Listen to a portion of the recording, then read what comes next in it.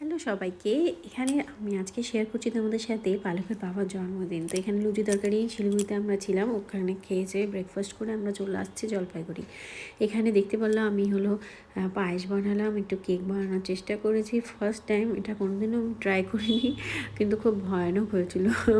এখানে আমি ওভেনে দিয়ে বসেছিলাম, দাঁড়িয়েছিলাম, দেখছিলাম, তো কিছু একটা হয়েছিল। তারপরে দুপুরে আমাদের এমনি প্লেন লাঞ্চ হয়েছিল একটুখানি।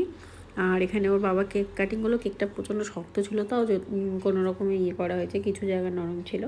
তারপরে ও পায়েস, কেক এগুলো সব কাটিং করা হলো। পালক ওর বাবার কোলে এগুলো সব কিছু করলো, খুব আনন্দ পেয়েছে। বেলুন দেখে দেখতে পাচ্ছে, হাসছে।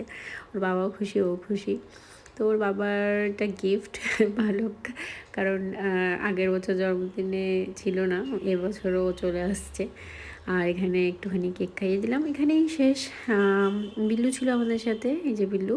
তারপরে ডিনারে একটু পোলাও মাংস এইটুকুই ছিল। তো চলো আজকে এখানে টাটা।